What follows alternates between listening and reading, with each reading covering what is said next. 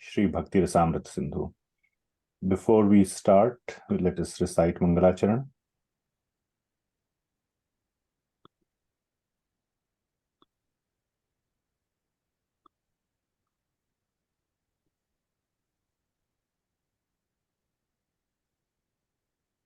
I will share. Om Ajnana-tirandhasya Jnananjana-salakya Chakshurunmilitam yena tasmai Shri Gurave Namah. Shri Shri Chaitanya Chaitanya Abhisham Sthapitam Yena Bhutale Swayam Rupa Kadamahyam Dadati Swapadantikam Vandeham Shri Guru Shri Guru Shri Guru Vaisvancha Shri Rupam Sarvajatam Sarvarvanathamitam Tam Shrivam Satvaitam Savadhutam Tarijana Saitam Krishna Chaitanya Devam Sri Radha Krishna Badam Sahaganam Vitasi Visakham Vitamscha Namahom Vishnu Padaya Krishna Prestaya Bhutale Srimate Bhaktivedanta Swami Namo Namaste Saraswati Devi Gaurvani Pracharane Nirvishesha Shambhavadi Paschatya Deshatarine He Krishna Karna Sindhu Krishna Karuna Sindhu Dinabandhu Jagatpate Gopes Gopika Kanta Radha Kanta Namostate Tapta Kanchana Gaurangi Radhe Vrindavaneshwari Vishwanusute Devi Pranamami Hari Priye Kancha Kalpatarupyasya Kripasindhuveva Cha Patitanam Pavanebhyo Vaishnavebhyo Namo Namah Jai Shri Krishna Chaitanya Prabhu Prabhu Nityananda Nityananda Shri Sri Advaita Gadadhara Shri Vasari Gaura Bhaktivinoda Hare Krishna Krishna Krishna Hare Hare Hare Rama Rama Rama Hare Hare Shri Prabhupada ki Jai. Right, very good. So,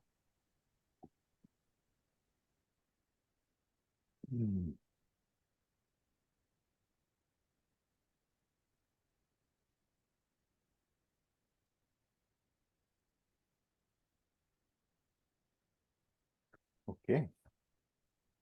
So we will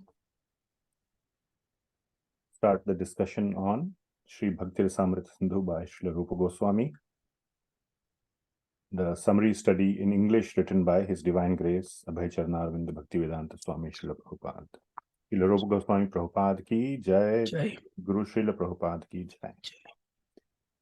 So we will please follow line by line. We will sing this first two verses of Shad Goswami Ashtakam as a dedication to the 6 Goswamis of Vrindavan.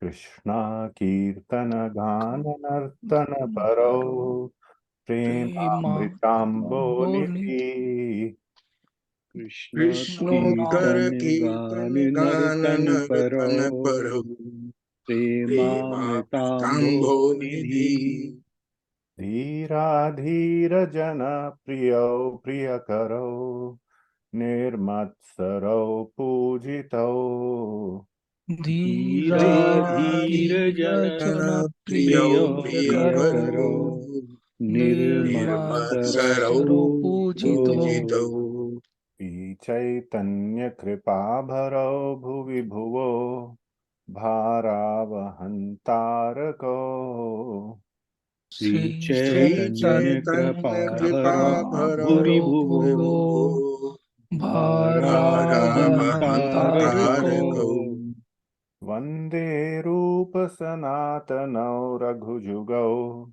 Sri Jiva Gopalako Vande Rupa Sanatanau Raghujugau Sri Jiva Gopalako Nana Shastra Vicharanai Nipuno Saddharma Samsthapako Nana Shastra Vicharanai Nipuno Saddharma Samsthapako Lokanam Hitakarino Tribhuvane Manyo Sharanyakaro लोकानामहितकारिणो त्रिभुवने मान्यो शरण्याकरो राधा कृष्ण पदारविंद भजना नंदेन मत्तालिको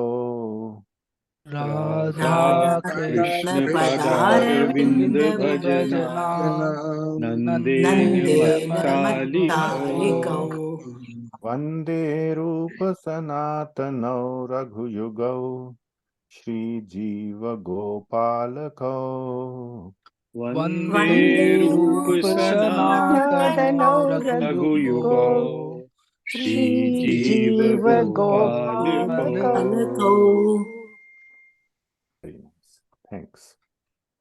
So now we will recite the 4 memorization verses, which are very important as well. So whether you are taking the test or not, it's nice to memorize these verses and many more as well, but at least these 4. So again, please follow along.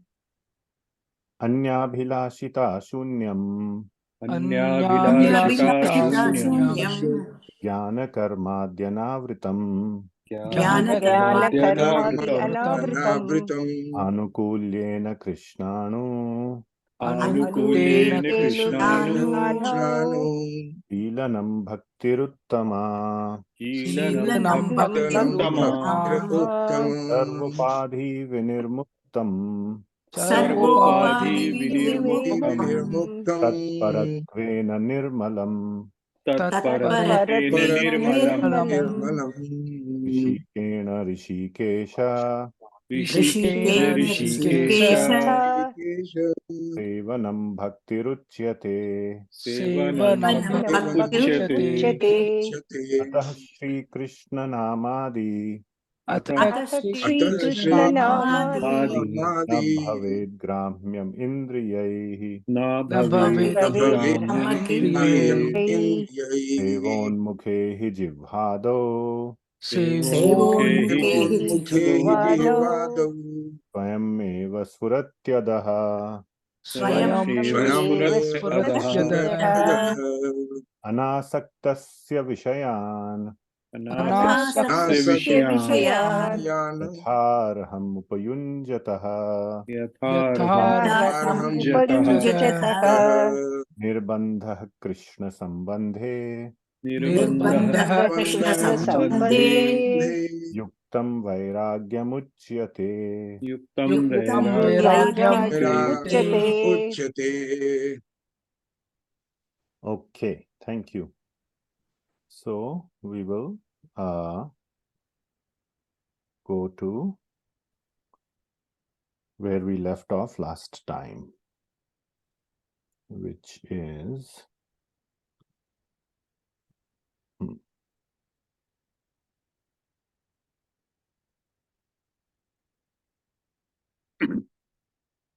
here. So we were on avidya haratvam. So if you remember, we are discussing the 6 characteristics of bhakti. These ones. So we were on the first one, which is kleshagni, one which is or destroys klesha. And the root of all klesha we discussed is avidya. And then comes bija, which means from avidya comes the desire to commit sinful activities. Please listen carefully now, one thing. Then from the desire to commit sinful activities comes the papam. Now pap here has, now one of the devotees had a question on this. I would request him to listen carefully. Papa has 2 connotations here. In Hindi, generally we say, tumne paap kar diya, ya mujhse paap ho gaya. If you were walking and you stepped on an insect on the road, you might say, mujhse paap ho gaya. So paap has 2 context-based meanings. Many languages have words which are same, but it is based on context. So the first context is the sinful action itself, papa. But here, when we say, so that that pap obviously arises from the desire to commit pap. Now, this is the example that I gave where you stepped on an insect by mistake, by unknowingly. That's not what we are talking about. Here we are talking about avidya, then the desire to commit sinful activity, and then let us say you went and, stole something, you committed a theft impulsively. So you say, "Arey, paap ho gaya." So that is a better example of where avidya led to the desire for sinful activity, and then you committed the sinful activity, and then you earn the papa. And in this context, pap is the sinful reaction you carry on you take it on in your bank account. And then first it is aprarabdha, which means it is unmanifest. The results of that are unmanifest, and we don't know how soon they will be manifest or become prarabdha. So that is a prarabdha pap, which you have earned. It has been recorded in your account, but you have not paid it back. Some point later, you will pay it back. That means, or when you will be asked, please pay it back now. That is when the actual pain and suffering occurs in our life, or enjoyment, depending on when pap we say it. Also, what is included is pap or punya.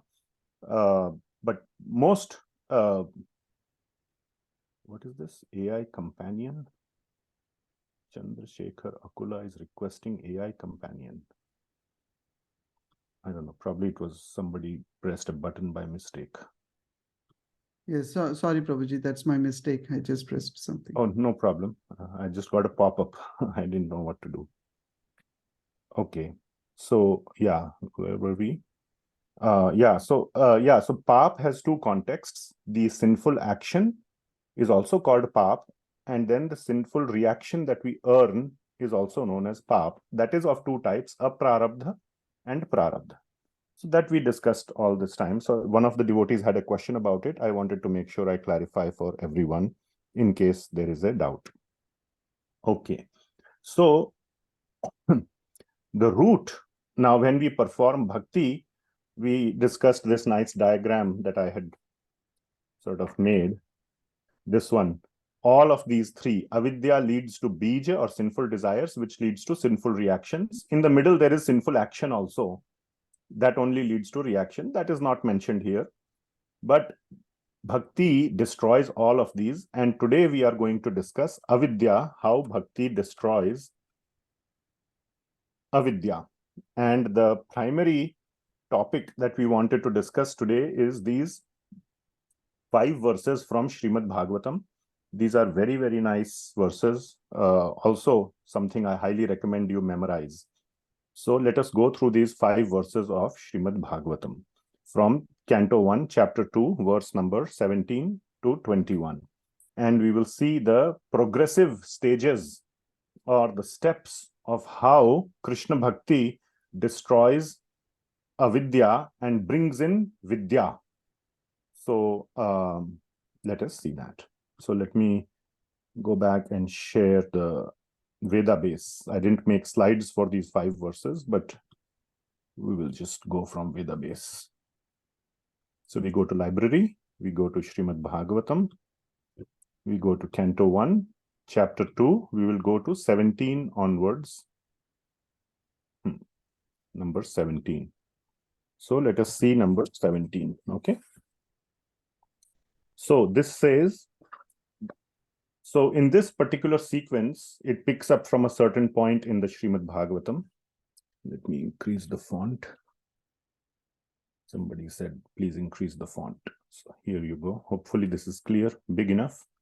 Shrinovatam swakatha Krishna punya shravana kirtana hridayantasto hi abhadrani vidhunoti suhatsritam. So the process, at a certain point, the process starts with Shrinovatam, from hearing. So, and what do you hear? Hearing Swakatha Krishna, Krishna Katha. So it starts by hearing Krishna Katha, and which is Punya Shravana Kirtana, if you hear properly and you speak it also. So whether you speak it to others or you speak it loudly, also what it means, Kirtana, if you don't have anybody to listen to, you memorize or you repeat it in your own mind, which is also kirtana, so that you revise it. So when you are not having the book or whatever you have read, try to always revise it. That what did I study, or what did I read in the last 1 hour, or yesterday, or today morning, instead of thinking about so many nonsense things as to, one email came, how to give a befitting reply to that person so that he will be humiliated, or this or that. All these things we think about too much, materialistic things. Instead of that, think about what did we read. Try to, if you have memorized verses, try to revise. That is also kirtana, even if you are doing it alone. What happens with that? Hridayantastho hi abhadrani. Abhadrani means all the darkness, all the material propensities, all the dirt, which is hridaya antastha, which is sitting inside the heart. All that dirt is removed from the heart. And vidhunoti, so Krishna removes that dirt from our heart, because vidhunoti suhat sitam. Vidhunoti, you can think of it like wo dho dete hain, because he is our friend. Suhat satam. So he is our friend. So he washes that dirt from our heart. So this is what Krishna does when we hear and speak his katha. So that is first step here mentioned. Then the next step is we recite this verse before Srimad Bhagavatam all the time. Nashtaprayeshu abhadreshu nityam bhagavata sevaya bhagavati uttamah shloke bhaktir bhavati naishtiki. So what happens is that when we hear Krishna Katha, so first one of the question is where to hear it from? What is a bona fide proper source to hear Krishna Katha? And what happens on hearing Krishna Katha? It was already mentioned that vidhu noti suhat sritam, and when he cleanses it, what happens? Nashta prayeshu abhadreshu. So in the previous verse there was abhadrani. Whatever hridayantastho hi abhadrani becomes nashta prayeshu abhadreshu, becomes destroyed. By how? By reading which Krishna Katha? Bhagavata Seva, Nityam Bhagavata Sevaya. So every day we must read Srimad Bhagavatam. And also the second meaning of Bhagavata Seva is to serve the Bhagavatas, which means to serve the devotees of the Lord. And the best way to serve the devotees of the Lord is to hear from them as well. If you ask anybody who is a devotee who is going and speaking Krishna Katha, what would you like me to do for you? The best answer, or the most common answer they will give is, please hear what I am saying. He does not want money. He does not want you to, massage his feet or any such thing, or give him nice food. All that is secondary. The best thing to do is to hear what they are saying. They put so much of time and energy into speaking it. And if you hear, that is better than massaging their feet also.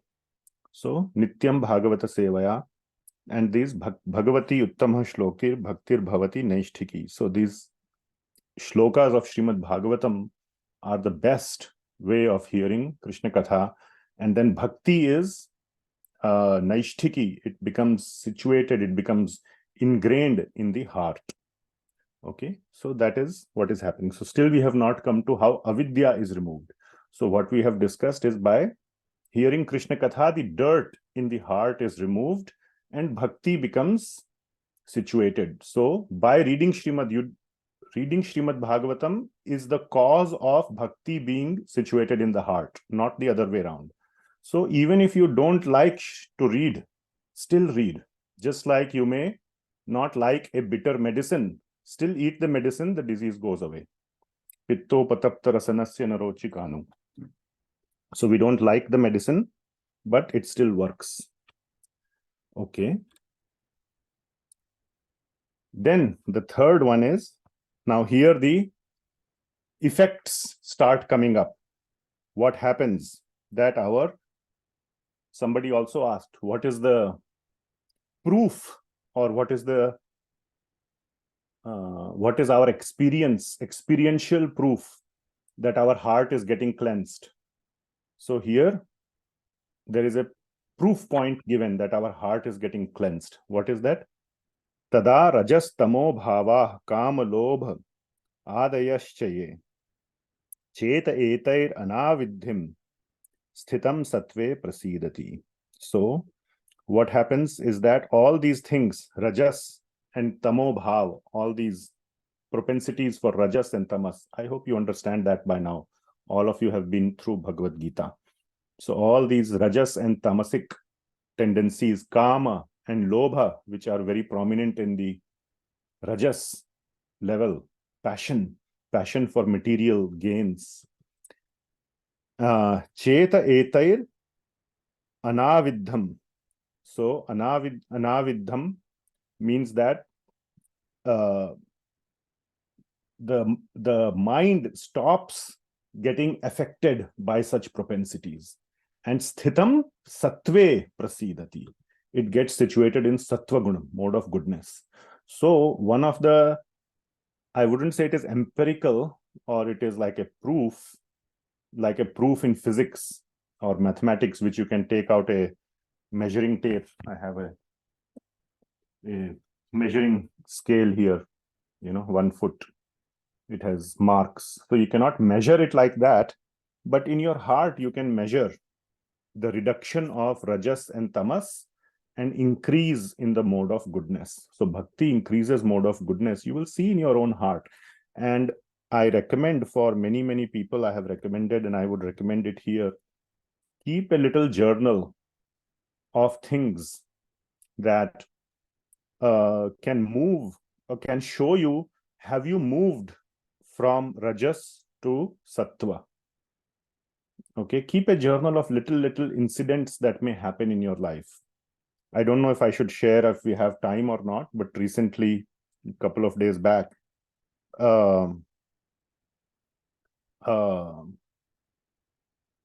something happened. I had parked my car in a hospital parking lot, and somebody just came and almost like very quickly parked their car, almost like hit my car. So I was little angry. It was visible on my face, like, why you have to park so in a rash way. And that person kind of could see that I am angry or annoyed. And then he said, my child is, has a broken hand or something like that, or broken foot. And he just kind of, not as a sorry, but as like, you shouldn't get angry. Can't you see my child is, I don't know what's going on with your child, but that's what's there in the parent's mind, like the whole world should know what's happening with my child, what problems I'm facing, the whole world should know. That is our mentality. So that was that person kind of yelled at me. I didn't say anything. But later on, after 1 minute, I thought I could have said, I wish well for your child. May your child get well soon. I couldn't say that. That thought didn't come to my mind at that moment. It came after a little bit. By that time, that person was gone.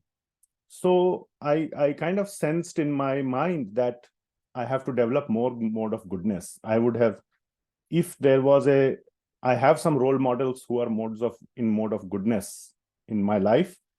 I thought if they were in my place, they would have immediately said that, instead of continuing to remain annoyed on hearing that person's yelling. Are you following? So these are some signs. I could take it as a sign in my life. I need to develop more mode of goodness. Okay, so there are signs in people's life, very simple signs there will be. You need to just be aware of them. You need to be present to them, what's going on in your life, and make a note of it. And next time, and these tests don't come often, so you have to make the best use of the tests that come in your life. And this is very true even in the material world. Look at the people who practice for Olympics or whatever. The test comes like, they get a chance once in 4 years to put their hard work into some, to test. whatever, they may prepare so hard, and if they fail, then the next chance may not ever come. So you have to make the best use of the chances that come in your life. So you have to prepare even better. Because if you want measurability, and even if you don't want measurability, prepare yourself for all those times. And death will come in a similar way. It won't give a warning in many situations. Parikshit Maharaj was lucky enough to get a 7-day warning. We may not get even a 7-second warning. So we must prepare. Okay. So did we read this? Yeah, tada, yeah. So mind becomes anavidham, means it doesn't get affected by these things and goes into mode of goodness. So then next 20, now comes how evam prasanna manaso. So in the mode of goodness, the mind becomes prasanna. Like I was giving the example, I was annoyed for a few seconds. So I was not prasanna manaso for that much time. So evam prasanna manaso bhagavad bhakti yogataha bhagavat tattva vijnanam mukta sangasya jayate. So in this way, with a peaceful prasanna mind, because if the mind is clobbered with all nonsense, then it is hard for bhakti to remain in the heart. Or that is a sign that we need to work harder. It may be there when our mind is peaceful, when everything is going right. On the weekends, mind may be peaceful, but it needs to be peaceful even on the weekdays. Or for some people, it's vice versa. That on the weekends, it's more disturbed, and Monday is like a peaceful day. Finally, I'm back to my little office. So, Bhagavat Bhakti Yogataha, that in this way, by performing Bhakti Yoga, Bhagavat Tattva Vijnanam, one gets the knowledge, the Tattva Vijnana of Bhagavan, of Bhagavat Tattva Vijnanam, one gets Mukta Sangasya Jayate, and then becomes free, Mukta, from all this material Sangha, the attachment to material things, the biggest one of which is our Ahankar. Last one. What happens then? Bhidyate hridaya granthish. So the knots of the heart, and the knots are created by avidya. So here we will see how that. So knots in the heart become bhidyate, become pierced. So when the knot is hard, you might have seen, you take a needle and you just loosen the knot, and then it untangles. So bhidyate means pierce the knot. Chindante sarva samshayaha. So all the doubts are gone. This is where avidya is gone, because the manifestation of avidya is in the form of doubts. And we have said so many times, for bhakti, for progress of bhakti, doubts are the biggest barrier, which is coming directly from avidya. And what happens? So that is the line which says that samshaya is gone, avidya is gone. Chindyate or chidyante sarva samshaya. All the doubts are dispelled in this way when we are situated in Bhagavad Bhakti, for which we should practice to be in the mode of goodness. And that also comes by starting Vaidhi Bhakti, or what is known as practice Bhakti of practice of Bhakti. Practice means we are not perfect, but we still keep doing. I was somebody forwarded me video of Sachin Tendulkar recently. He used to say, now he has retired, and Sachin Tendulkar, all of you might have heard the name, the biggest cricket player of India. And he said, after a certain point, I used to just practice for hours together because I used to enjoy that. Everybody else used to leave the practice because they were tired. I used to practice because I enjoyed practicing. So earlier practice is little forceful. Later practice is out of enjoyment. By looking at it externally, it may look like this fellow is practicing.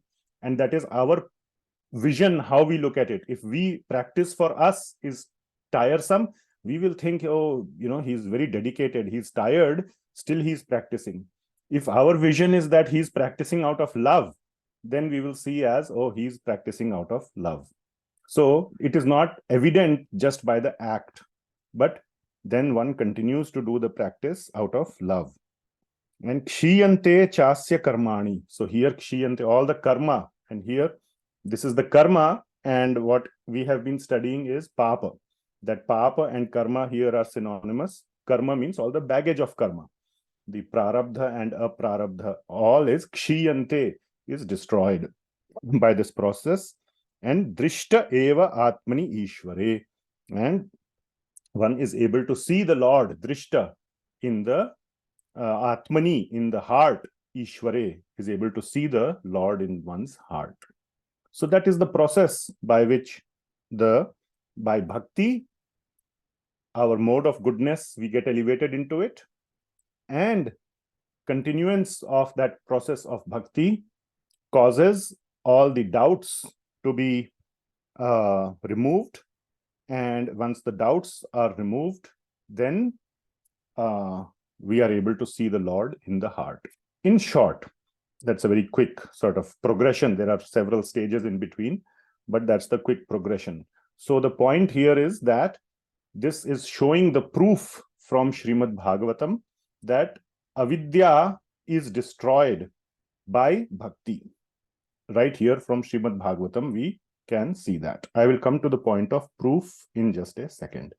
So we have covered through this discussion this point that bhakti is avidya haratvam. Haratvam means the destroyer or the remover. Har liya hai. Usko remove kar diya hai. It has been removed. So bhakti is the remover of avidya that we have discussed. Okay. Yeah, so that's the point. Krishna Bhakti destroys or the root cause, which is avidya. Okay, so now we come to the next point. So we just covered 1 out of 6 so far. So this is another very important verse to remember. So if you would like, some of you or all of you can unmute and repeat after me this verse. Very, very sweet verse, and if possible, memorize it. Not required for the test. Kleshagni shubhada moksha. Kleshagni śubhadā mokṣa. Prakrita sudurlabha. Laghutā krita sudurlabha. Andrananda visheshatma. Chandrananda visheshatma. Shri Krishna karshini cha sa. Shri Krishna karshini cha sa. Thank you. So there are 6 characteristics in stages of emergence of bhakti. And the first one we have covered is Kleshagni, which was the longest one. Next we will cover is śubhadā now, which is the second longest one in the sequence. And then remaining ones are quicker. So mokṣa laghutā krit is the third one. I have put it here in the table, or this kind of, table. Sudurlabha, Sandrananda Visheshatma, and Krishna Karshini, and they emerge in stages, at the stage of sadhan bhakti, then bhava bhakti, and prem bhakti. Okay, so we are now going to discuss śubhadā. Śubhadā, da means to give, or we say dadati. So we say dadati pratigrahanati or dadati buddhi yogam tam. Those are verses in Upadeshamrit, Bhagavad Gita, etc. So da means the giver of shubha. Everybody understands shubha? Yes. So shubha, it is śubhadā. It's the giver of auspiciousness. So that is the meaning. Bestower of auspiciousness is śubhadā. Okay, yes, Rajesh Prabhu and Shweta Mataji, is there a question or? Hare Krishna. Yes, Prabhu. I had a question. Like, I don't know if I heard it correctly. So when you said like when ignorance is destroyed, even the karma is also gone. Is No. that correct, bro? No. When, okay, I just want to dissect your question. When So in that ignorance is shloka- gone, karma is gone, that's not the point. Okay. When I mean, that ignorance is shloka- gone, one second. When ignorance is gone, the root cause of performing new sinful karma or even pious karma is gone. So bhakti destroys past karma which you have accumulated. Now you cannot do anything about it. That is there in your baggage. That is destroyed also by bhakti, and the propensity to commit future karma, the root cause of which is avidya, is also destroyed. So it makes you free of papa, or it empties your current load on your back, and it prevents further load from getting added to your back. Got it, bro. Thank you.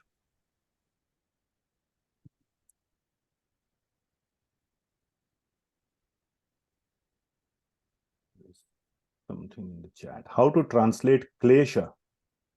Klesa means various types of suffering.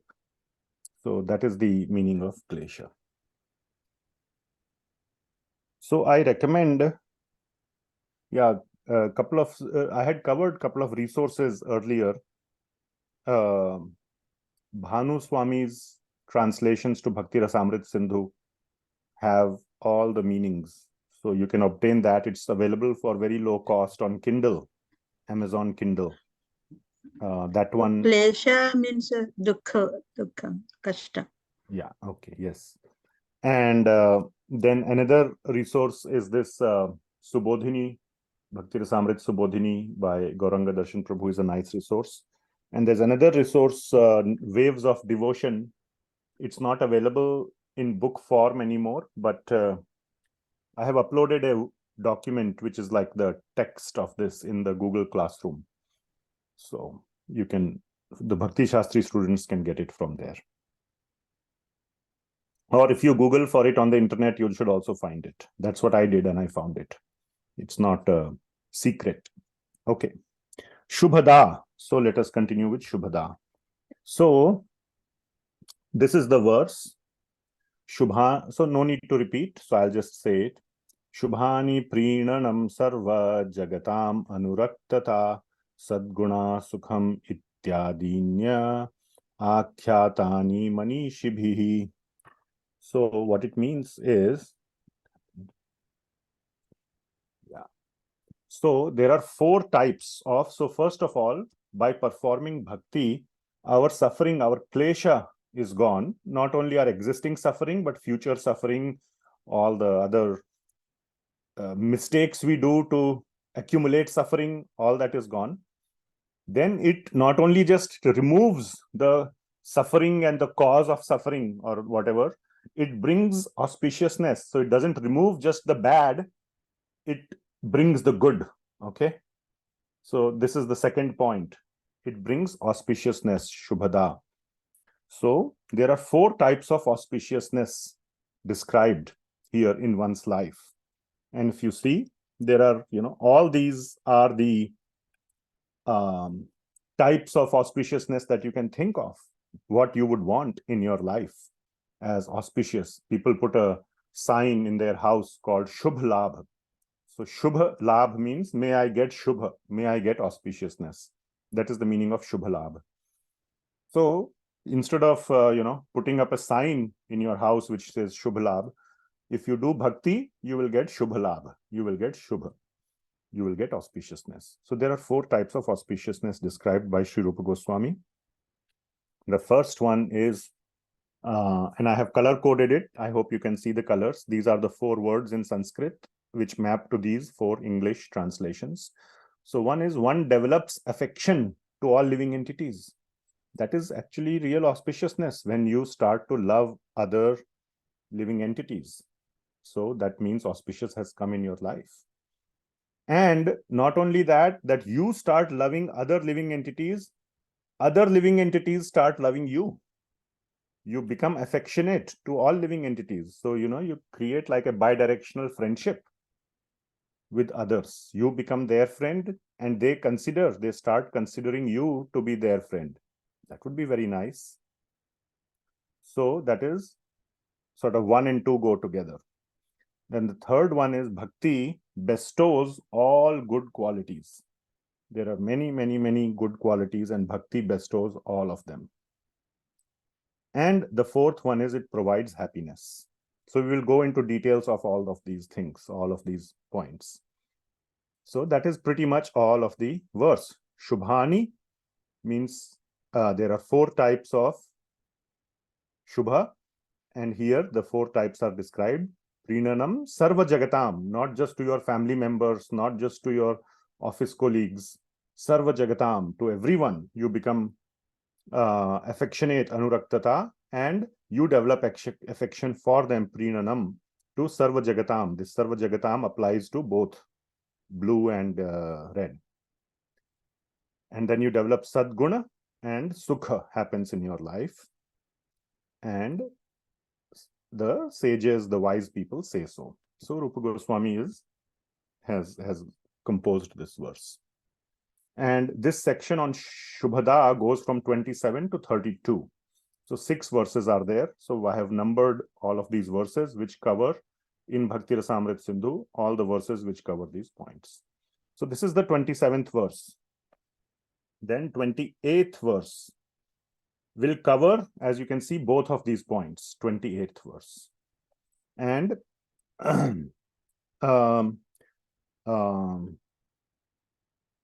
one point before we go forward I want to make, which is that so the 28th verse here is from the Padma Puran, but I want to make one point about proof. So most of the Srimad Bhakti-rasāmṛta-sindhu, as you see, will go in this format, that Rupa Goswami is giving a concept. So here he has given this concept of what is Shubha. There are 4 types of Shubha that he has told. And then for each type or whatever may be the concept, he will give a quote-unquote proof from Srimad Bhagavatam. So what is the meaning of proof from Srimad Bhagavatam? So it is not again an empirical proof. When we say the word proof from the school, you have always been writing proofs, and especially in mathematics, you write proofs. That is an empirical proof or a logical proof. If A is equal to B and B equal to C, it means by logic A equals to C, something like that. That is a proof. So here, that is not the type of proof we are talking about. So even though we use the word praman, the direct meaning of word praman is proof. It means proof from Srimad Bhagavatam, because Srimad Bhagavatam is the foundational Shastra. It's at the rock bottom. It's not rock bottom like a lowest level, but it's the foundation. It's the foundation on which everything else is standing. So this is not a empirical proof like a pratyaksha proof that you can measure with physical instruments. What is being said is that all Vaishnava writings by acharyas, they should substantiate it by proofs from the more foundational shastras. Because one can ask, who is Rupa Goswami? Somebody who may not know. Now, all the devotees here very well know the position of Rupa Goswami, and one would never question that. But somebody, Bhakti-rasāmṛta-sindhu is available for the whole world. Somebody can say, why should I believe Rupa Goswami? Then that is the reason why Rupa Goswami gives all these proofs from the various more foundational texts, such as the Vedas, the Puranas, Itihasas. Itihas means Mahabharata and Ramayana, and the Vedanta Sutra, the Brahma Sutra. So these are considered to be the foundational Shastras, and among the Puranas, as we know, Bhagavat Puran is the most foundational, and that Vedavyas ji has written in the Bhagavatam itself. So that is why the proof is given. So it is a Shastric proof, it's not an empirical proof. And the reason is because one can question on what basis is Rupa Goswami saying so and so.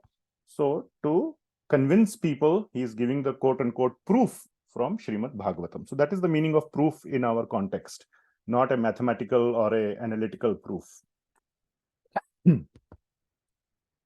Okay. So once again, there are 4 types of auspiciousness. One develops affection to all living entities. One becomes affectionate to all living entities. Then all good qualities appear in one's life and one becomes happy. So let us see the first 2 types. They are prinanam and anuraktata towards sarva jagat. Okay. So I want to have small discussion here. So maybe 3-4 devotees can raise their hands who want to, share your understanding of why does a Krishna Bhakta develop love and affection toward all living entities? Why is it so? And also the counter side, the other side, the opposite direction. Why does a Krishna Bhakt become affectionate to all? Answer any one point in any one of the questions so that more devotees can have a chance. Don't make a long speech. So one point which answers either of these 2 questions.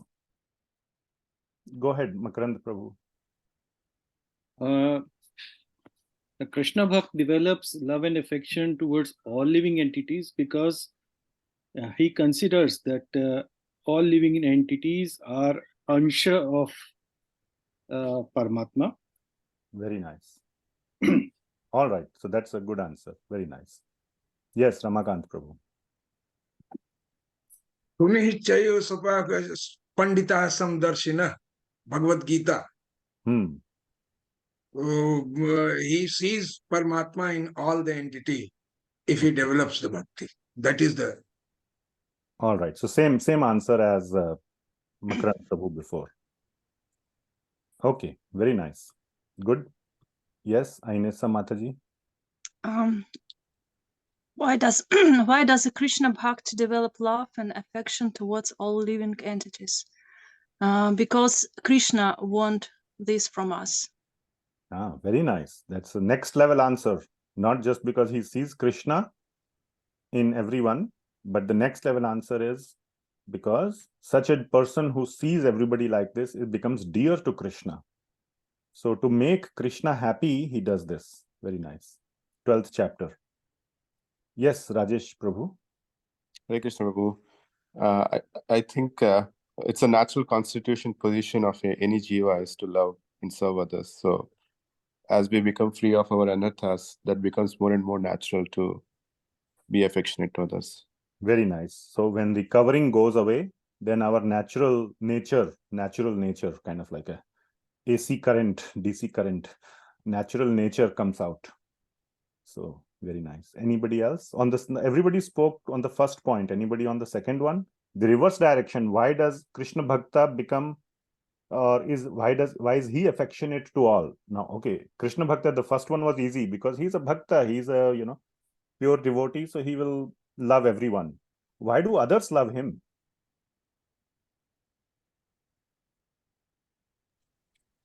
Hare Krishna Prabhuji. Yes, Mataji. So that is a byproduct of the bhakti itself, Prabhuji. Okay, but that is what is being said, that this happens when it is a byproduct of bhakti. That's the assertion. I'm just trying to have a little discussion on the why is it a byproduct? What may be the potential reason? Yeah, Sarva Shakti Mataji. Because he sees everything Krishna, in everything Krishna.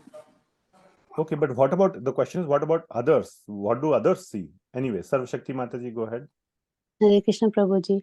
I think because a devotee develops all good qualities and he's not envious of others, so when he's behaving really well with others, others will also reciprocate the same way over a period of time. They'll also start loving them. So that's what I think. Very nice. Because good qualities to develop. Who doesn't like people with good qualities? We just said that, bhakti develops good qualities. So yes, a devotee, not bhakti develops, a devotee has good qualities, and which is shown by the previous point that he loves everyone. So, it is natural to for others to reciprocate. Okay, Sai Prabhu, I see that you have posted a message, so I'll read it out.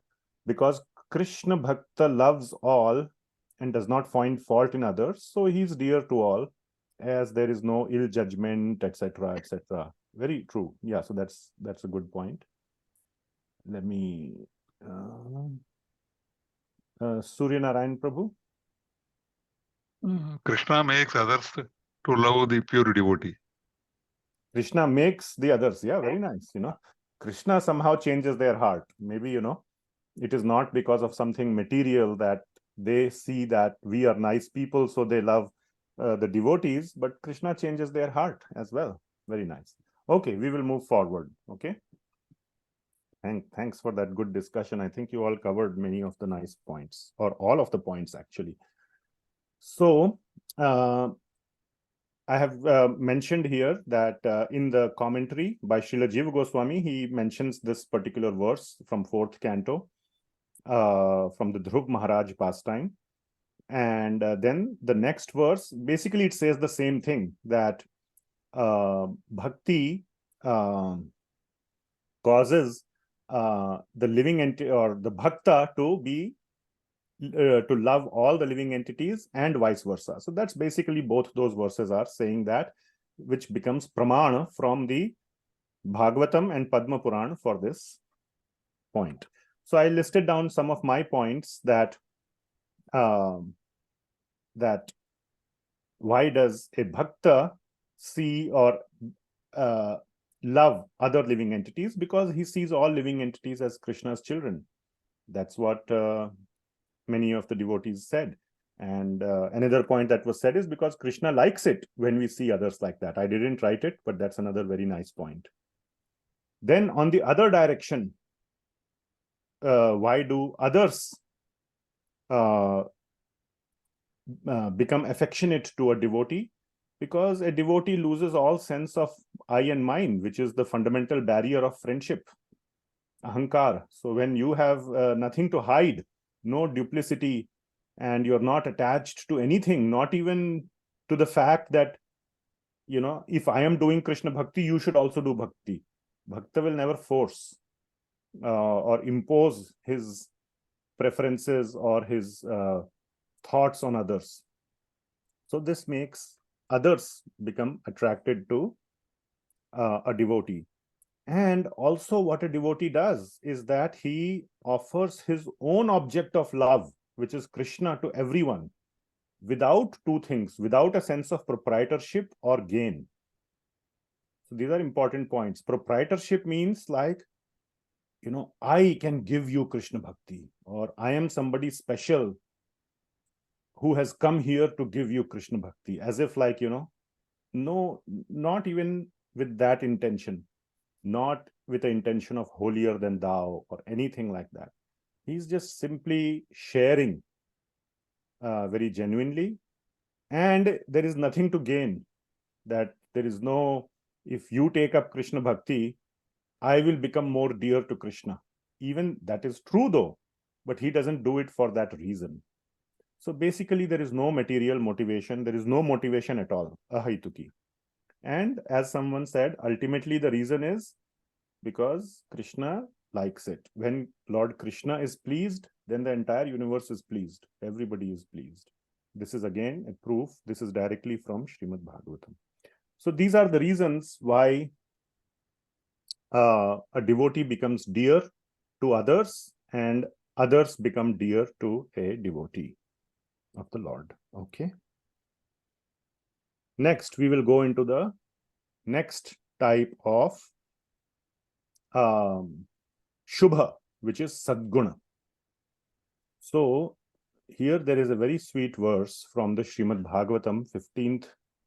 Sorry, there's no 15th canto. This is 5th canto. I should edit the slides. Let me do that. Whoops. What happened? There's no 15th canto. I wish there were 15 cantos. Okay, 5. So it is from the 5th canto, 18th chapter, and the 12th verse. So this verse goes like this. Yasyasti bhaktir bhagavati akinchana sarvair gunaistatra samasate surah harav abhaktasya kuto mahadguna manorathena asati dhavato bahihi. So would somebody nice and clear voice like to read the translation? Your Slide, screen Prabhuji, is not Cannot slide. see your visible. screen. Would you please share? Sorry. All right, there you go. Ainesa Mataji, can you unmute and read? All the demigods and their exalted qualities such as religion, knowledge, and renunciation become manifested in the body of one who has developed unalloyed devotion for the Supreme Personality of Godhead, Vasudeva. On the other hand, a person devoid of devotional service and engaged in material activities has no good qualities. Even if he is adept at the practice of mystic yoga or the honest endeavor of maintaining his family and relatives, he must be driven by his own mental speculations and must engage in the service of the Lord's external energy. How can there be any good qualities in such a man? Very nice. Thank you. So this is a rhetorical question. Kuto mahadguna. Kuto mahadguna means how can there be mahaguna, or not mahaguna, but mahadguna, all these good qualities within such a bhakta. So there is a contrast. So a contrast is being drawn in this verse between a akinchana bhagavat bhakta. Akinchan means very fixed, strong, unbroken, unalloyed, without any material motive. So it's a very, basically akinchana bhakta means a pure devotee. And a bhakta is the exact opposite, who is a complete against, or he has, even though he has heard. So I have this next slide here. So I'll point out. This contrast between akinchana bhakta versus abhakta is being brought out here. So this verse is showing two ends of the spectrum. A fully fixed devotee, akinchana bhakta, versus a fully fixed, I have termed it, fully fixed non-devotee.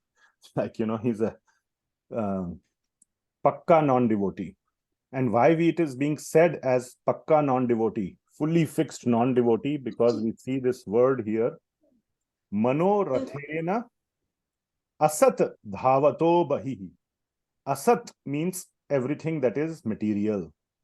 So manoratha, due to his incessant desires, manorath means desires, of asat, of everything material, dhavato bahi, he's always running toward, dhavato means to run. So he's incessantly running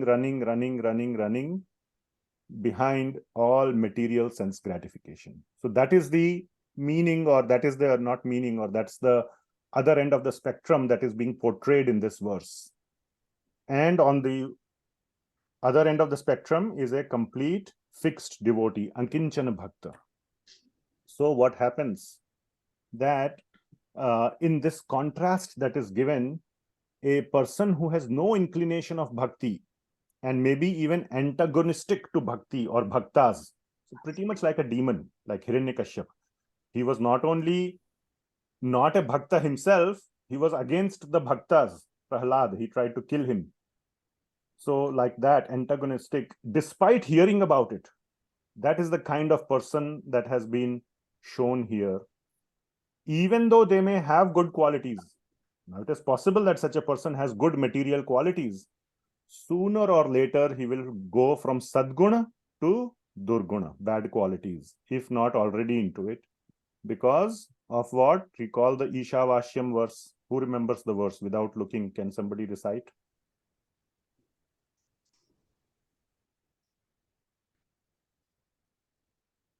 Nobody has forgotten. ईशावास्यमिदं सर्वं यत्किञ्च जगद्यां जगत् येन त्यक्तेन भुञ्जीतो मा गृधः तस्य कस्य स्विद्धनम्. Very nice. Thank you. Kirtida Mataji, I saw you raised your hand also. Please go ahead. No problem, Prabhuji. I thought of reading the verse. Mataji read. Thank you. You can read also if you would like. Please go ahead. ईशावास्यमिदं सर्वं यत्किञ्च जगत्यां जगत् तेन त्यक्त्वेन भुञ्जीता मा गृहा कस्य स्विद्दनम्. Very nice. So the meaning of the verse is like this, that one should always, or this is how a devotee considers all material property, which is Ishavashyam idam sarvam, that it all belongs to Bhagavan. So if everything belongs to Bhagavan, how can you claim that it is yours? Right?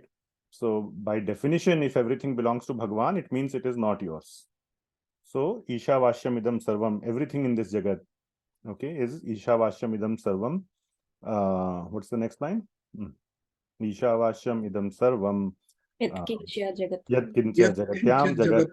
Then tena tyaktena bhunjitha. He only takes what is been given to him as a quota to take care of or to consume. Ma gridah kasya svidhanam, and does not encroach upon another person's quota. So that is the proper way of living for a devotee. Just live within your means, not encroach beyond your means. This is from Ishopanishad, the topmost Upanishad, the first verse. So sooner or later, because they have no bhakti, they have no concept of Ishavashyam, that everything belongs to Bhagavan, because the bhakti is understanding about that concept.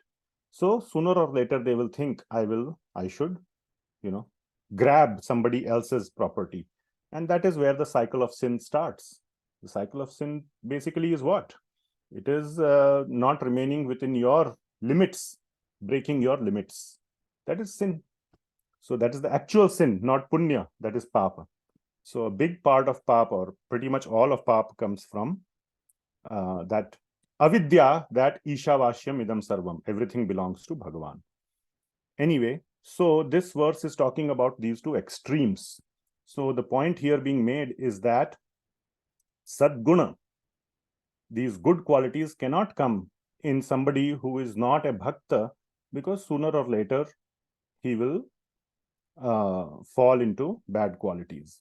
It is not talking about somebody who is innocently ignorant and he tries to develop good qualities. Those good qualities may be maintained, and sooner or later he will either become a bhakta or a bhakta. So what about those in between? So since this verse is talking about the two extremes, so in case of impersonalists, one may have some bhakti towards their guru. Impersonalists have a lot of bhakti towards their guru.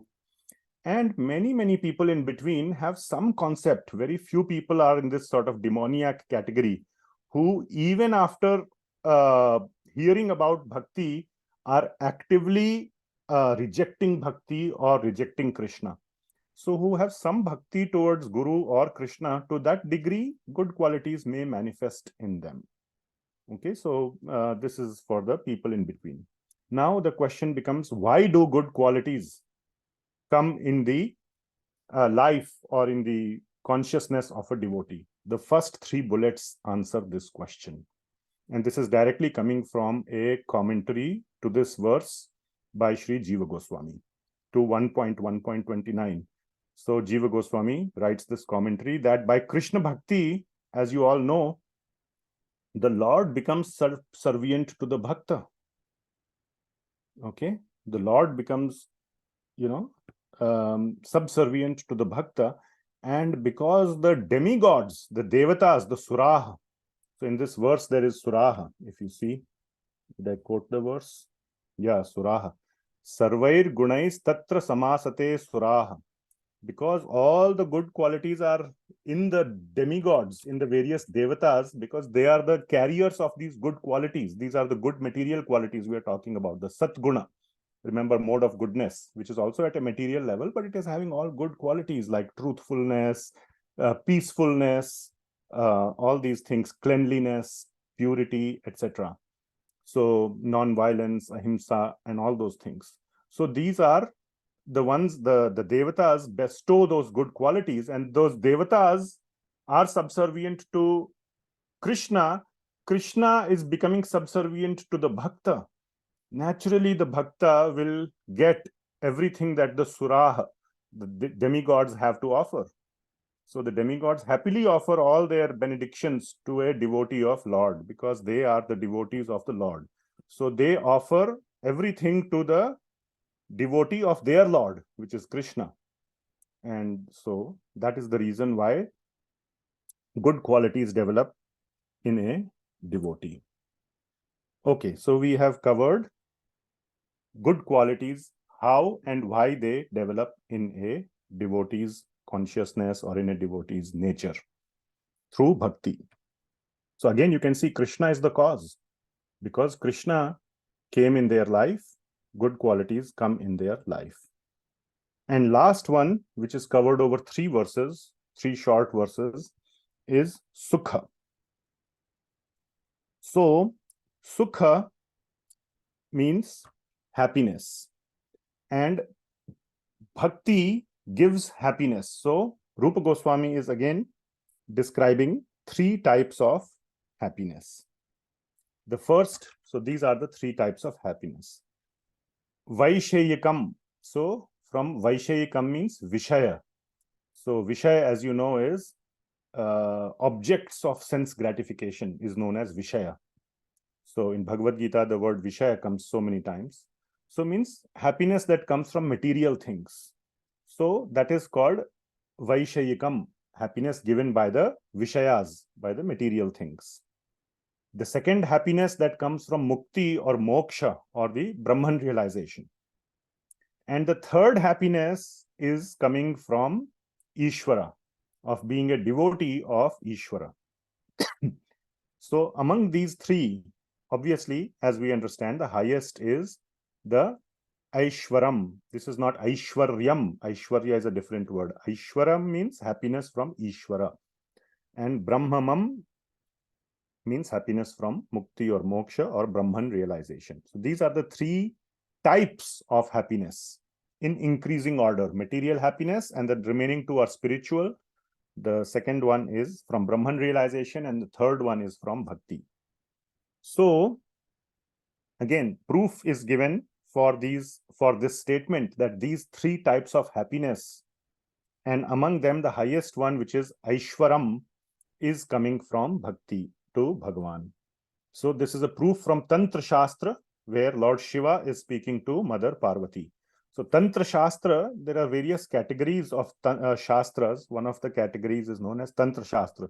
It's not like when we use the word Tantra, somehow it appears to us like, oh, this is the art of black magic. That is not the meaning here. There is a whole body of Tantra Shastra, which covers a lot of Vedic texts. So some of them are known as Tantra Shastra. So this is from the Tantra Shastra. And Sri Jiva Gosvami is writing in his commentary that basically that all these 3 types of, he's just making a point in this Tantra Shastra, that all these 3 types of happiness are coming from bhakti. He confirms that. So that's the proof from there. And in the commentary, he also writes Anubhavamayam, that when this happiness comes in the life of a bhakta, the bhakta can have anubhav of it. Anubhav means experience. So, and it is true for, you ask anybody who has been performing Krishna Bhakti for a sufficiently, reasonably, decent period of time, is very happy even with lesser means, even with lesser things or lesser material things in their life. There is another proof. So this is the 31st. There are 3 verses, 30, 31, and 32. 30th one is stating that there are 3 types of happiness. 31 is just a simple proof. And the 32 is also a proof from another Shastra known as Hari Bhakti Sudhodaya, where Prahlad Maharaj is praying to Lord Narasimhadev.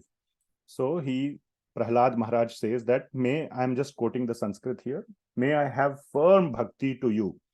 Bhakti bestows happiness associated with the 4 Purusharthas, Dharma, Artha, Kama, Moksha, and the spiritual happiness. So bhakti bestows all these types of happiness, which means all these 3 are covered if you see. happiness from material things is covered by dharma, artha, kama.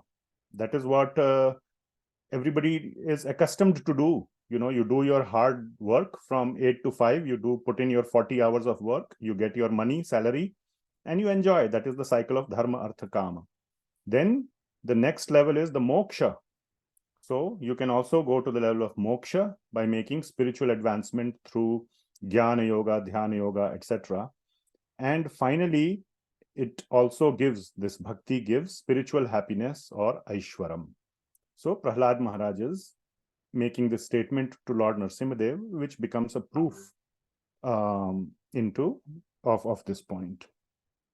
So in the various commentaries of Jiva Gosvami, Vishwanath Chakravarti Thakur, and Srila Prabhupada from Nectar of Devotion, I'm treating Nectar of Devotion, I'll use that word, that it's basically a commentary to Bhakti-rasāmṛta-sindhu.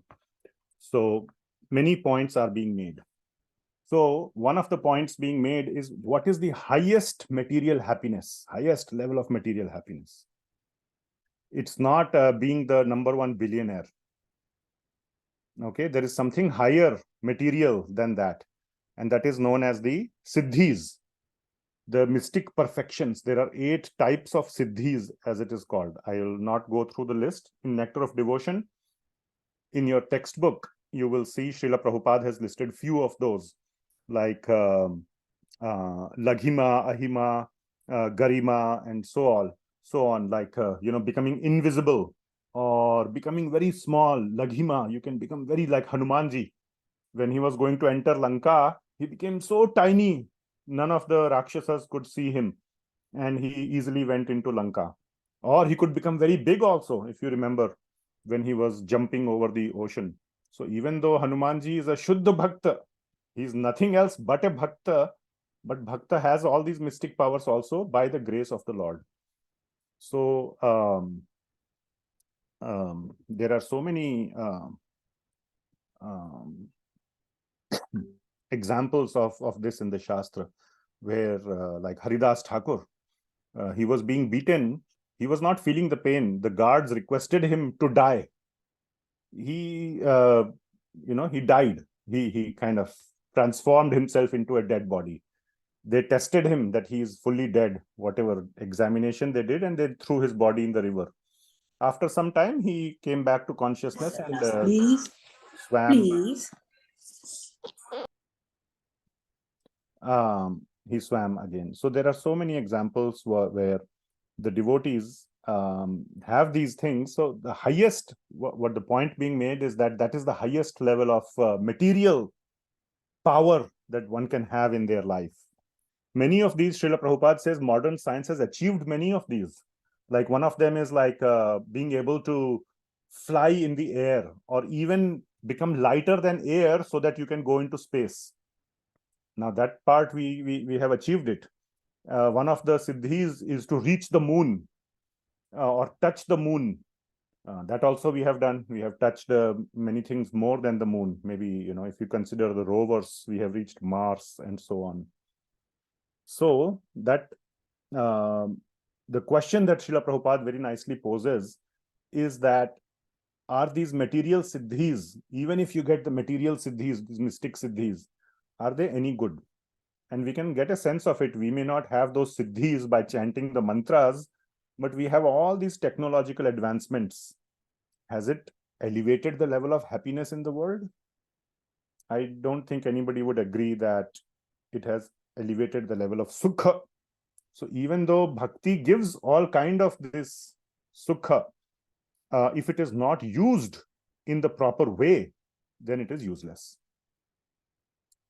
So that is the point being made. Next point is, it gives moksha. But this moksha is also not very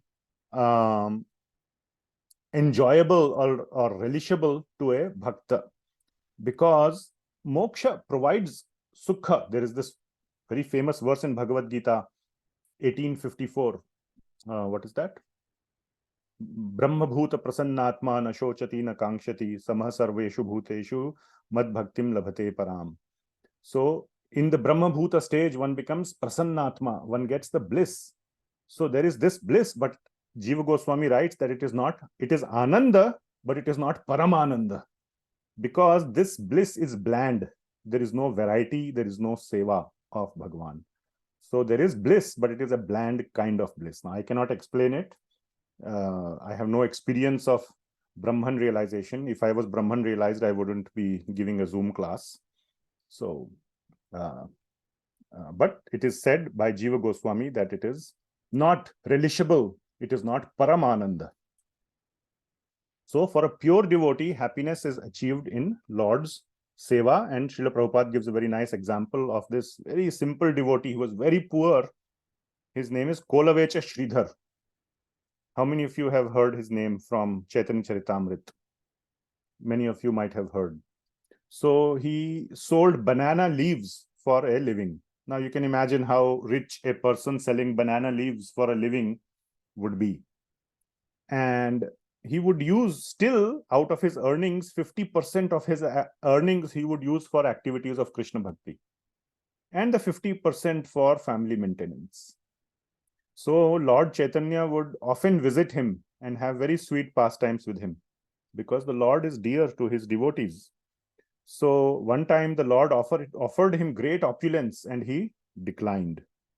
And he declined because he said, if I get opulence, I may forget you. I am already in bliss. What bliss, extra bliss will that opulence buy me? Not more than what I already have. So why do I need it and risk, endanger my bhakti? So he declined. So, that is the pastime. So, yeah. And the most important point is Bhakta knows that Krishna Bhakti is the giver of highest happiness. This is the highest happiness. He knows it. No FOMO. Anybody knows what is FOMO? So, fear of missing out. So Krishna Bhakta is fully assured in his mind that this is the highest bliss. It's not like, what am I missing out? What does it feel like to sit in a very expensive car? Or what is the bliss in eating in the most expensive restaurant on the top floor of a big building? There is no such thing that is not there in his heart, that I'm missing out on it. Let me go taste that bliss. And if I had more opulence, I could taste all those happiness all those areas, avenues of happiness. The point is, he has no such illusion that there is any happiness in that. And therefore, he has no fear of missing out. And therefore, he needs no opulence. So it's not like he is trying to reject it, that maybe I will get attached to it. It's not even that. It is that he has absolutely no desire for it, no taste for it. Okay, so let us see. Let's go to the next one. We may not be able to complete Samanya Bhakti today. I hope to complete it, but we will probably complete it next time.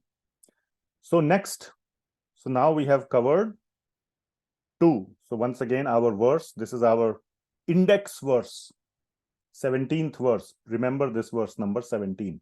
Kleshagni śubhadā mokṣa laghutā krita sudurlabha sandrananda visheshatma Shri Krishna karshini chasa. So this is very important verse, which is listing out the 6 characteristics of bhakti.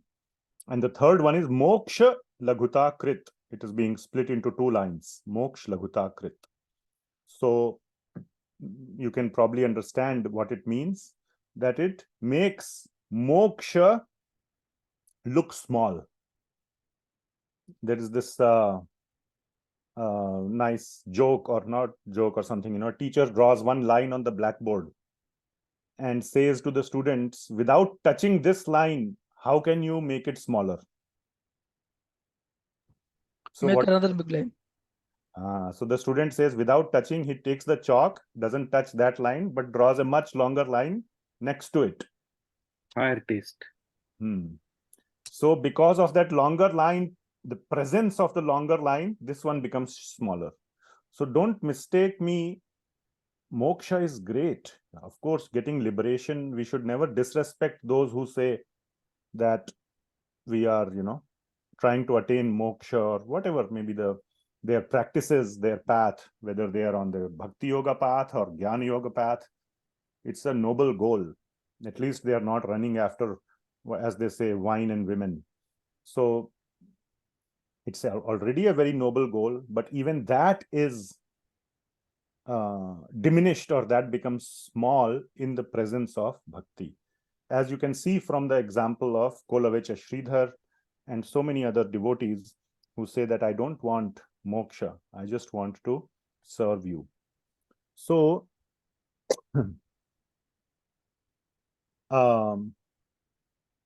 there are 2 verses of moksha laghutā.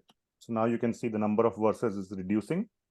So only 2 verses, 33 and 34. And in these 2 verses, in the first one, Rupa Goswami is making a concept. It's his verse. And the 34th is a praman, or a proof, this time from Narada Pancaratra. So the point he is making in 33 is, I haven't quoted the verse here in the PowerPoint slides, but the point that he's making is that in front of bhakti, moksha becomes small, or advancement in bhakti causes a total disregard for moksha. So now one thing, please note, I forgot to mention, I wanted to mention the reason why I showed this slide is because now we are transitioning from sadhan bhakti to moksha laghutā to bhava bhakti stage. That's a huge sort of jump in the level of progression of a bhakta. So he's performing many years of sadhan bhakti, and the point where he becomes eligible to get bhava bhakti, he needs to have, not needs to, I take that back, he automatically gets the feeling that what is this moksha? This is so not, I wouldn't say trivial, this is so meaningless, limited, this is so tiny, or this is, yeah, that's the right word, tiny, moksha laghutā laghu. It's so, what am I aspiring for? There is this something so much more bigger, so much sweeter that is available. I'm selling myself cheap for settling for moksha.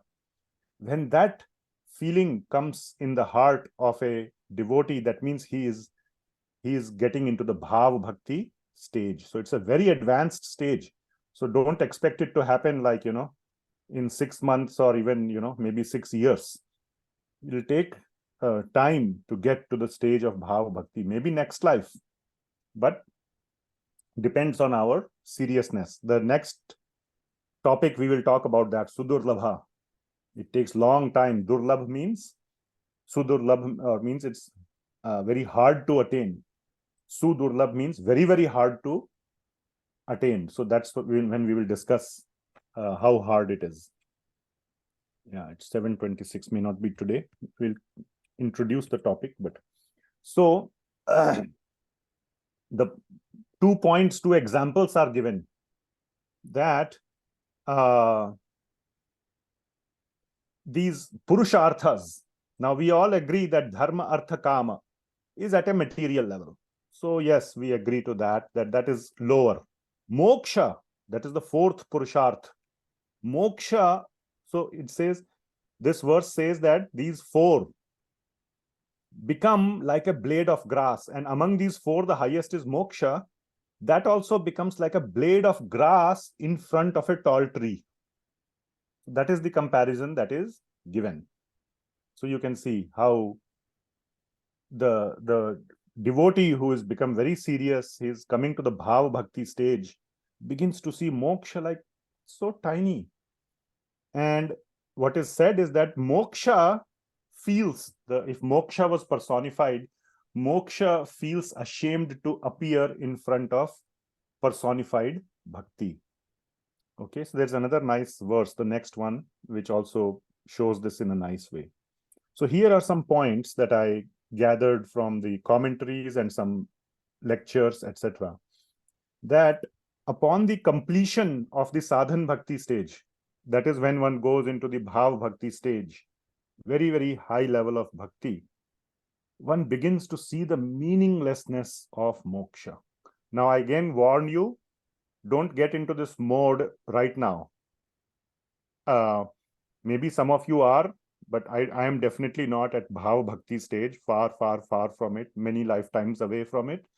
But no, anybody who feels like he is not approaching the bhav bhakti stage should never trivialize or make fun of or think low of the moksha stage. Okay, we should look at where we are and then open our mouth. But we should know the theory. The theory is okay to know, but we should look at also our own level. It's like, we don't even have $10,000 in the bank, and we are telling a billionaire that, oh, you are not like Bill Gates. Or Elon Musk. I don't even have $5,000, and I'm telling a billionaire that you are not a trillionaire.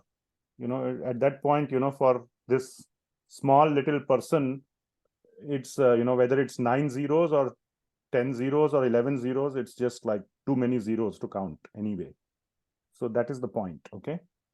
But it's good to know that at the completion of the sadhan bhakti stage, one begins to see the meaninglessness of moksha, because through his study of Bhagavatam, through his practice of bhakti, which also includes study of Bhagavatam, one has realized the existence of a far sweeter and superior goal, which is Krishna himself.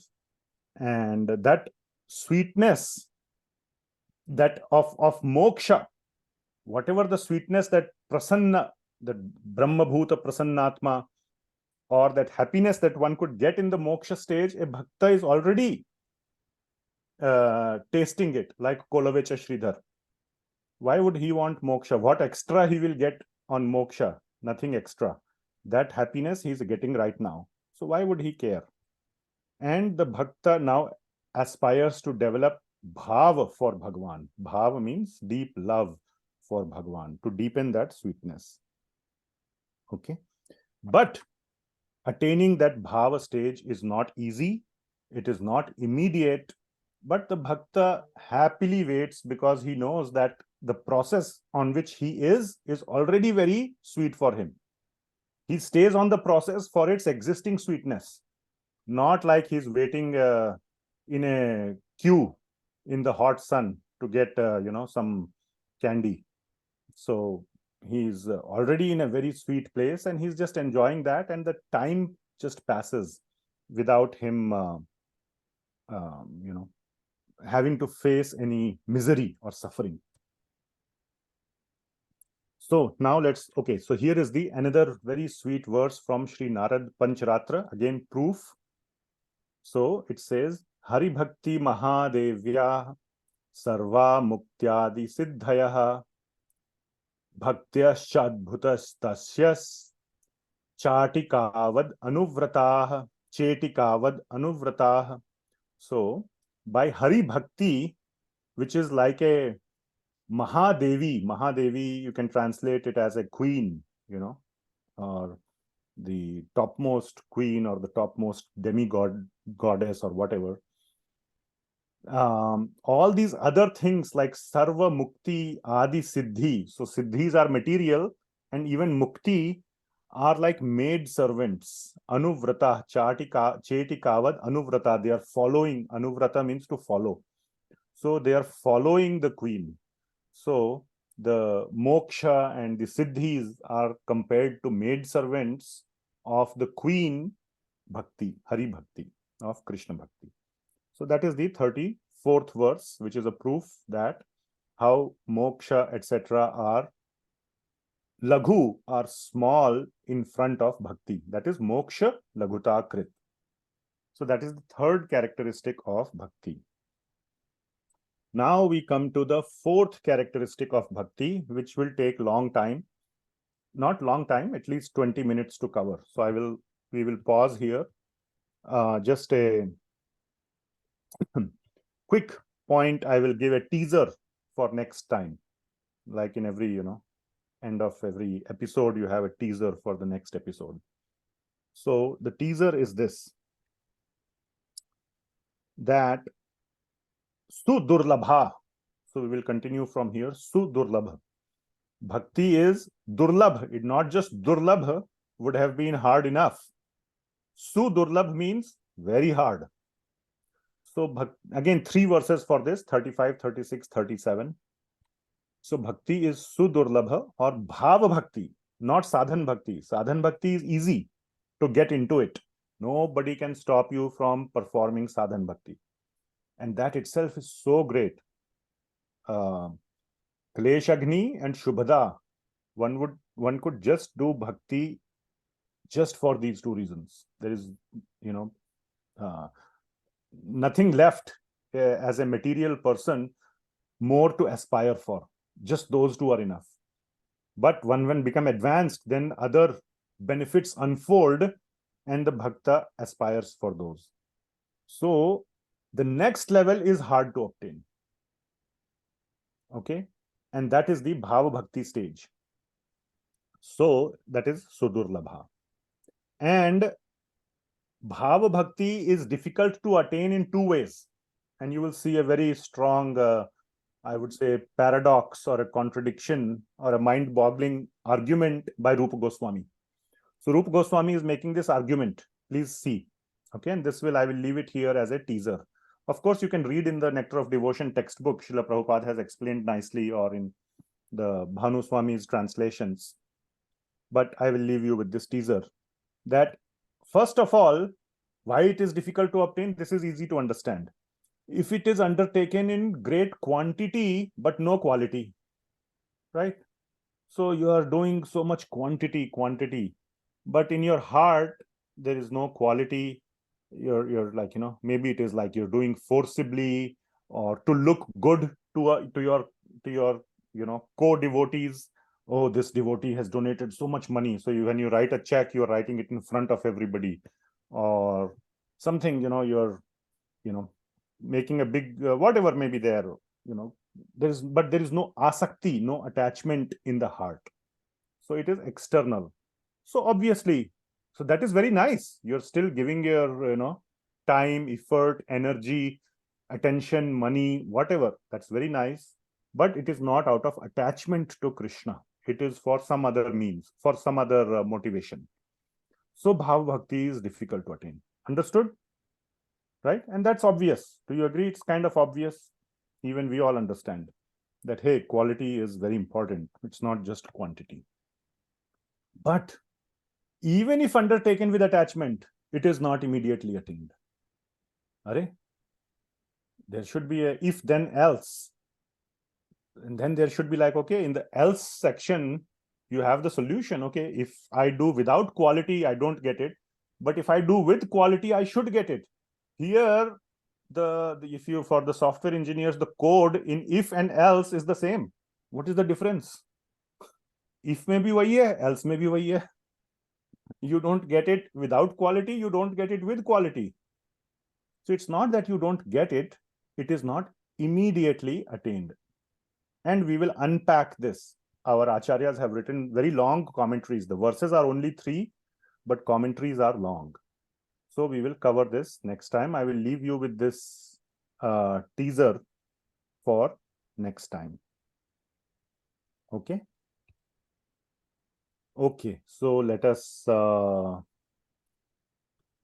here. Are there any comments or questions? So I see something on the chat, and in the meantime, if you have any comments or questions, you can raise your hands. Okay, so one devotee said they need to drop. That's fine. And okay, which chapters? So everything, the whole Samanya Bhakti. So this was again asking what are the mapping of these verses to the chapter. Entire Samanya Bhakti, what we are discussing, all these 6 characteristics. So what are the 6 characteristics? Anybody has memorized the verse? Anushilanam. Sapnanam. Kleshagni. Klesagni. Starts with Kleshagni. Klesagni. Shubhada. Kleshagni, Shubhada, Moksha, Sadguna, Sudurlabha. Sudurlabha. Again, next. Sandrananda Visheshatma. Nirmoksha. Shri Krishna Karshani Chasa. Shri Krishna Karshani. Okay. Anyway, so all these 6 are covered in chapter 1. So we are still in chapter 1, but that's of Nectar of Devotion. But that's the longest chapter in the whole book. So it's okay. We are spending more time. It's not like, oh my God, we have so many chapters and we are still on 1. 1 is the biggest, longest chapter. So it's okay. Yes, Ashish Prabhuji. Prabhuji, the 6 characteristics we are showing on the bar 1, that how it gradually increase in the bhaktis. Is there any characteristics between Samanya Bhakti to the Sadhana Bhakti? No, so Samanya Bhakti means what are the general characteristics of Bhakti. We are not, so these 6 are characteristics of Bhakti. Bhakti does this, Bhakti provides this, Bhakti, so Bhakti is Kleshagni, it destroys Klesha. So it is telling about Bhakti. What is Bhakti? So remember definition of something. The 10th verse, Rupa Goswami said definition means what it is and what it is not. So here we are discussing what is Bhakti or what it does. Okay. So these things, 6 things it does or it causes. So the first one is Kleshagni, it destroys Klesha. Śubhadā, it gives. Shubha, da means to give. So it is the giver of Shubha. Then moksha laghutā krit. Laghutā krit means it makes it small. What Bhakti makes what small? It makes moksha look small. So but that's also something that Bhakti does. Then sudurlabha, it is what Bhakti is. It's not something it does, but what Bhakti is now is hard to attain. Bhava Bhakti is hard to attain. Then the next one is Sandrananda Visheshatma. It gives the supreme bliss, more higher than Sukh. We will cover that. What is the difference between Sandrananda Visheshatma and the Sukh aspect of Śubhadā? So it gives that topmost Paramananda. We kind of hinted on it. Paramananda it gives. That is Sandrananda Visheshatma. And the final thing it does is Shri Krishna Karshini. Krishna begins to look, oh my God, what is this guy doing?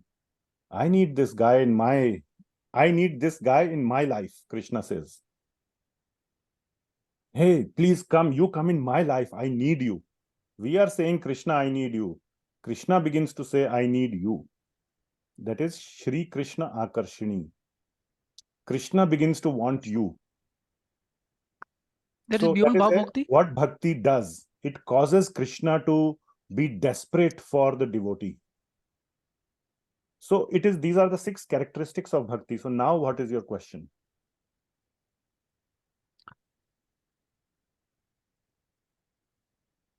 So maybe I not understood properly. So now I was thinking there's any characteristics between which takes a devotee from Samanya Bhakti, means the beginners, to the Sadhana Bhakti. No. Samanya Bhakti is not a stage. There is nothing to go from Samanya Bhakti to Sadhan Bhakti. You start at Sadhan Bhakti. Okay. The process starts at Sadhan Bhakti, and we will see when we get to those chapters that how you start your process of Bhakti. Ji. Samanya Bhakti is giving a general understanding of Bhakti. Samanya means general. That is Samanya. Okay? Yeah, I misunderstood as a stage. Yeah. So first Rupa Goswami started with 1-line definition or 1-verse definition. Anyabhilashita shunyam jnana karmadhyana avritam anukulyena krishna anushilanam bhaktirtam. He gave it all in 1 verse. Now he is expanding that 1 verse into 6 characteristics. And then you can see each one he's expanding into multiple. Kleshagni, he went into 6 separate levels. Avidya, bija, prarabdha, aprarabdha, and all that. For then came klesa agni ke baad came śubhadā. There were 4 types of śubhadā. So he is expanding this one verse. This basically he's explaining what is Krishna Bhakti. That is Samanya Bhakti. Then how to do Bhakti, the sadhan, means of doing Bhakti will start in the second lahari, the second wave, which starts in Nectar of Devotion in chapter 2. Thank you, Prabhu. Okay? So Bhakti starts the act, the activities or how you should do Bhakti, to-do list, prescription. Prescription will start in chapter 2. First, we are developing a sambandha. What is Bhakti? We are trying to understand the nature of Bhakti. Thank you. Anything else today?